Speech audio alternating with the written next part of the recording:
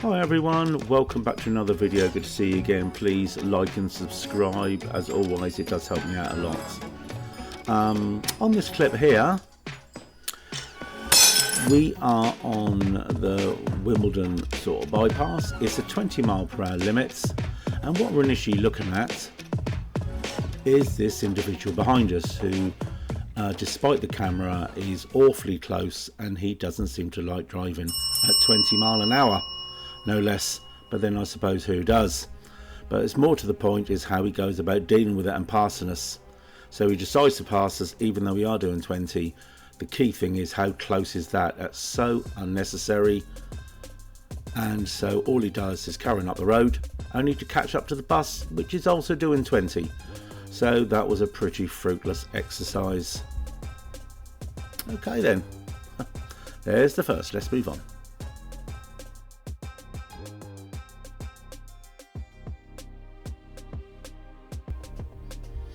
Okay, on this clip here, but look at this car in front looking to reverse into their driveway. No real problem with that. They're indicating, got a bit of distance on the car on the left.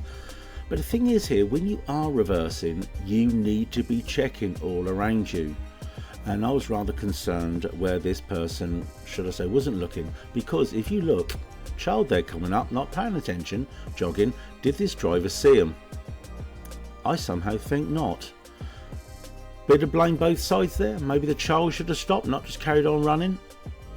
Or is it really down to the driver there to pay full attention and see anybody that's on the path? It always seems to land in our court. If the child would have been hit there at all, the driver most certainly would have been to blame. Should be looking a lot more. Okay, on this clip we're looking at the white car. This isn't a biggie really, but this is just something where we have to be aware of. As you can see going through the lights, and we get over to the correct lane. As you can see, we're in a left only lane, and this white car has gone into the straight on. Now they actually want the same lane as us, so they're past us no problem, but we are actually doing the speed limit. So again, it's about just unnecessary. There's not too many cars on the road, so it doesn't become too much of a problem. I just don't actually see the rush.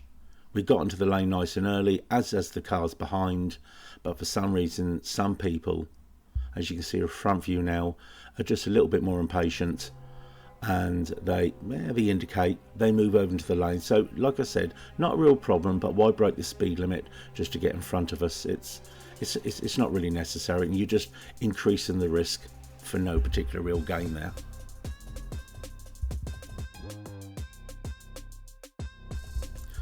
Okay, on this next clip we're looking at this Prius behind us. We're at a 20 mile per hour limit, conditions are a bit damp, and we're going slightly slower than 20. We feel because of that. Now as we're coming up to a double bend, see where the bus is going, my pupil's going a nice steady speed, and they see it's a double bend, it says slow on the road, it is a 20 as I said. The key thing is when you go around a bend like this, you never know what you're going to see. For example, as we go around nice and steady, there is a pedestrian there on the left. They could have been looking to cross the road, and it turns out they actually do, but after we're passed. But look what this car does. Comes around, wrong side of the road, right on that bend when they pass. That could have been quite catastrophic if someone would be coming the other way. Why didn't they wait to this piece of road? They could have planned a lot better. They had a lot more clearance. They could have seen pedestrians, but they didn't. It's simple impatience, very high risk driving, and what do they actually gain from this? Well, nothing, because they've got up behind the bus on red lights. We've now caught them up, so it was a pretty fruitless exercise just to get past us. Some poor driving that.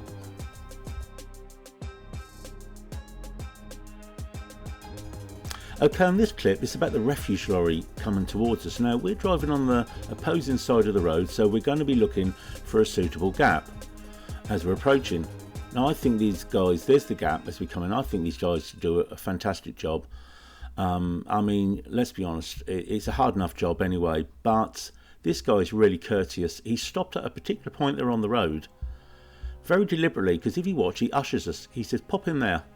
So we just very gently ease ourselves into this gap here, and as we get in, this nice chap gets in the van, gets in his lorry. We wait patiently, and then they'll move on, and then we can access and carry on going. I think it's absolutely fantastic. Some very nice driving and very, very courteous to us, the road users. I wanted you to have a look at the back end of this, because I just think it warrants it. It shows what the lorry did as we actually did pass. Now we've eased out, and we're going into this gap.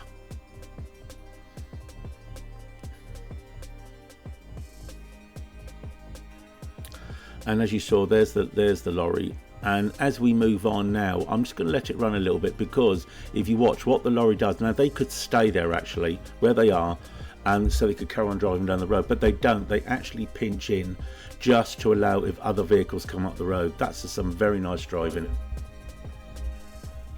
Now this is about the Range Rover, and this is where you've got to be aware when you're driving around what other people are doing. Now she's keeping a reasonable distance at the moment, but what you don't know is that she's actually talking on the phone. She's on hands-free, so at least she hasn't got it to her head, but even then that's a distraction. But at this point here, just as we're moving on, she's got no hands on the steering wheel, and she actually moves away playing with her hair, and the thing is, there's no control of the car there, and we've got to be very, very careful with that, because when someone's that distracted, we've got to be very much on the ball to how close they may get when we're driving down the road. So lots of observations on our point there, and this happens quite a lot, people being sort of distracted for various reasons, and we need to be on the ball where that's concerned. Okay, another simple little clip, 20-mile-per-hour road, car pulling out there from the left, and this is just all really, to be honest, it's about a bit of courtesy. Thankfully it doesn't involve us. He's having a confrontation with the vehicle coming the other way. Who had priority? No one really. Could have been nicer. Look how tight that is. He made the other car stop completely. The other car also got a little bit too close. You know, sometimes why can't people just, you know, be a little bit nicer on the road?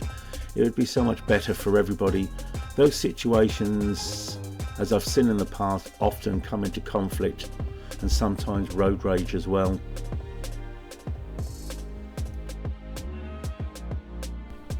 Okay, on this clip here we're looking at a bit of stupid driving again, something come across all too often. We're in a rather slow moving 20-mile-per-hour road, there's quite a bit of traffic going on in front of us, and this Audi behind, yes, it's yet another Audi. What is it with these Audis? Look at his position on the road. You can see as he's moving out, you can see where his attention is. We saw this coming, so we just had to be careful as we moved on, watching them quite intently, so if they're going to make a rather risky move, that we're prepared for it. And there it is, going on to the other side of the road, and if you look at the front camera here, as you can see as they pass us, just going up to bend up some traffic lights. Was it necessary? No, not in the least. Absolutely not at all. And where did it actually get them? Well, basically nowhere, just into a queue a little bit further up the road. But it's this high risk driving that we're all too aware of, and it's so unnecessary. Anyway, as I say, as we move on, he's just joined another queue and we're right behind him, so they basically gain nothing there by that little rush of blood to the head. Anyway, on to the next clip.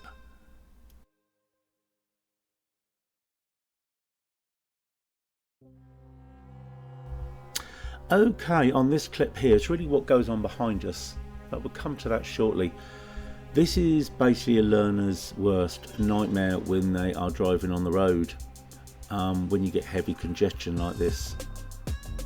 It gets very, very tight, and it's about planning and can you get through, can you get past, can you let other cars through, you don't want to hold anybody up. Silver car there waiting, not much of a gap there, should my pupil have held back there. They've tried to move over and leave enough space for that car to come through, so 50-50 call there, and they're trying to pinch forward and they're rethinking their drive now. So what they've done now, they're thinking that was a bit too tight, so they're going to hold back here because they're not sure whether there is enough clearance if people now want to come through this particular gap here. So they're thinking, can they get behind that black car? And they reckon yes. But what you're going to see now is, while we were making that choice and trying to plan a little bit better there than what they did earlier, is what was happening behind us at that moment when we were thinking about it from this VW. Look how close he gets as he's pinching through, but look at this.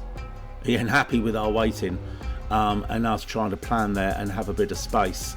And that's when we decide, yeah, we have got enough room and we're moving on. I mean, honestly, what was going through this guy's head?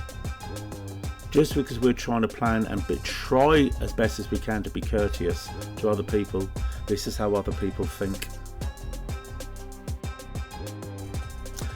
Okay, similar to the last clip in the sense that it's a road quite tight, cars both sides.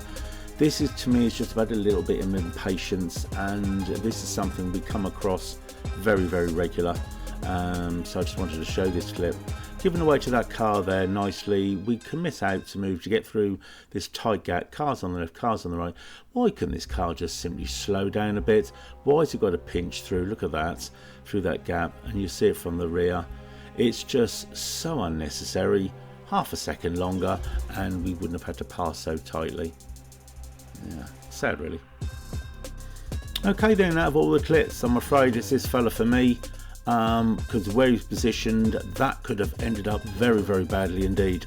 That's some extremely poor driving when it was so unnecessary, and you can just see by his position there, it really says it all where that's concerned. So he's the one for me. What's your take on that? Like and subscribe, it helps us a lot, and I very much look forward to seeing you on the next video. Bye bye for now.